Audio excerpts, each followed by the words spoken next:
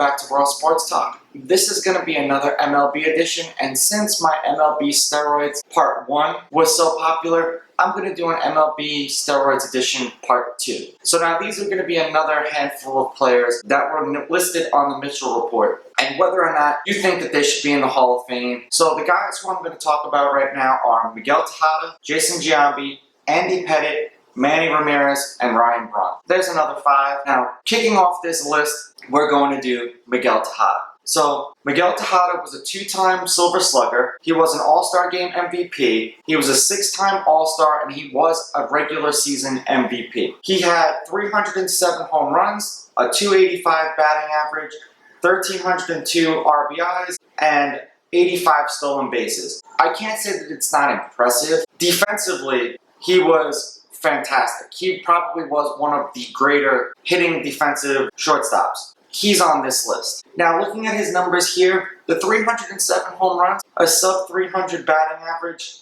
it's not all that impressive, but in baseball, you could fail 7 out of 10 times and be considered successful, pretty much like what he did. I don't feel that he should be in the Hall of Fame, but I do remember watching him, and it was exciting when Miguel Tejada came up to bat. Of course, now we find out that he was cheating, or at least was accused of cheating. It just depends on where you fall on this whole steroids era. My point is, if you believe that everyone was cheating and pretty much the numbers are all level, some of these guys should get in.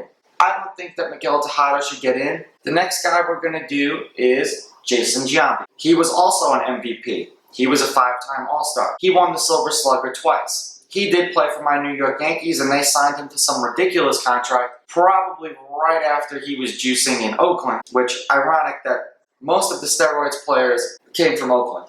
A career .277 batting average, 1,441 RBIs, and he was responsible for 1,227 runs. With him, this is one of those more debatable things, because now, in the steroids era, home runs were a big deal. And now people are going to say that home runs aren't a factor of whether or not someone should get in. Jason Giambi was not a good defender, but he was a great hitter. A .277 lifetime batting average should not earn you entry into the Hall of Fame. But his 440 home runs, that is something to consider, because I'm sure that there are guys in the Hall of Fame who have 400 home runs. I know that had he probably gotten to the 500 club, this would be a different conversation, and we would be saying that Jason Giambi deserves to be. Personally, I say that he's borderline, but he's another one of these guys who probably cheated his whole career and then finally got caught, and then he started to break down and got hurt from all of the steroids. Next on the list is going to be Andy Pettitte. Yet again, another New York Yankee tie, probably one of the most challenging pitchers to ever hit in the postseason, and one of the greatest postseason pitchers of all time. Now, unlike all of the other steroids players, Andy Pettitte came out, got caught, and said that he did it. His reasoning wasn't that he did it to try to gain a performance advantage. He said that he was trying to recover a little bit quicker. A 3-time All-Star, a 5-time World Series champion, of course he played for the Yankees, and he was the ALCS MVP. He was a dominant pitcher in the postseason, because when he was pitching, it was just like, we got this game. He has 256 career wins, 153 career losses, a 3.85 career ERA. He has 2,448 strikeouts. So that's just his regular season stat. So in his career, he was 19-11 in the postseason with a 3.81 ERA. I know that doesn't sound all that impressive, but I remember watching him, and now maybe this is going to be one of those homer deals, and for a time, this does include his early seasons with the Yankees, but as he got older, it was just like he was lights out in the postseason. In 2009, he had a 1.42 ERA, in the postseason, of course. Now, I don't believe that he statistically needs to get in, but if anyone was going to get in, it's going to be somebody like him. He's got 5 World Series rings. He played for the Yankees, which is an advantage. As much as people want to discredit that, it is. And not only did he get caught, but he got caught and he admitted it. He didn't go up there and point fingers and yell at anybody else. He owned it. I don't think that he would get in, but if anybody on this list were to get in, he might have a stronger case just because he said that he did do it. Next on the list is Manny Ramirez, a 12-time All-Star, a 2-time World Series champion, a World Series MVP, a 9-time Silver Slugger, and he won the batting title. One of the most phenomenal hitters that I have ever seen, and this is coming from someone who's a Yankees fan. We got to see him all the time, and this dude was just a great hitter. So he has a career .312 batting average, 555 home runs, and 1,544 runs total. So now, listening to those numbers, he's a Hall of Famer.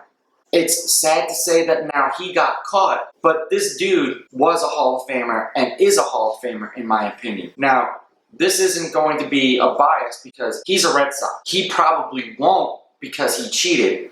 But if we look back and go, if A-Rod gets in, Manny gets in. That's just how it should be. That's just my thoughts. The next guy on the list is Ryan Braun. And I know that he's still active, so it's kind of unfair, but I just wanted to throw him in here because of his little antics when he actually got caught. So Ryan Braun was an MVP. He was the Rookie of the Year. He's a 5-time Silver Slugger, and he's a 6-time All-Star. He's got a career .298 batting average. He has 344 home runs, 215 stolen bases, 1,128 RBIs, 1,066 runs. Now, I put him on this list because I know that he's been hurt recently, probably because of the steroids. Go figure that these guys start breaking down after they started juicing. His bullshit antics with throwing the collector under the bus. And if you remember this, he said that he didn't fail the drug test because the collection agent didn't handle his urine sample correctly. And then he went back and forth threatening to sue them, and then they ended up dismissing it and then retesting him, only to find out that he was cheating. And at this point, it's like, what levels do you go to try to save yourself? You already got paid. All they're going to do is suspend you. Yes, now your legacy is tarnished. Does he deserve to be in the Hall of Fame? Absolutely not. He's 36 now.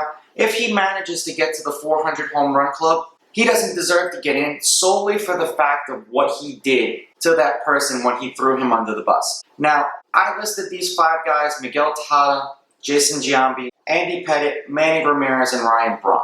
Of this list, the only one who I feel deserves to be in is Manny Ramirez. Andy Pettitte might get in because of his postseason stats and the fact that he played for the Yankees, but I still doubt that. The next guy who might have a chance would be Jason Giambi, but let's be serious, he probably juiced his whole career. And Miguel Tejada, I don't think statistically he has the numbers just like Ryan Braun. I don't think either one of them have the numbers. Let me know what you guys think in the comments below. Who do you think on this list should get into the Hall of Fame, if anyone? Do you agree that Manny Ramirez does belong in the Hall of Fame? Don't forget to follow me on Instagram at Raw Sports Talk. Check out all of my other videos on my YouTube channel, so don't forget to like and subscribe. Follow me on Twitter at Raw Sports Talk 1. Let me know what you guys think of the Steroids edition. Do you want me to do another one? Hit me in the comments below. I'll catch you guys in the next episode. I'm out. Ooh, baby, I like it raw. Yeah, baby, I like it raw.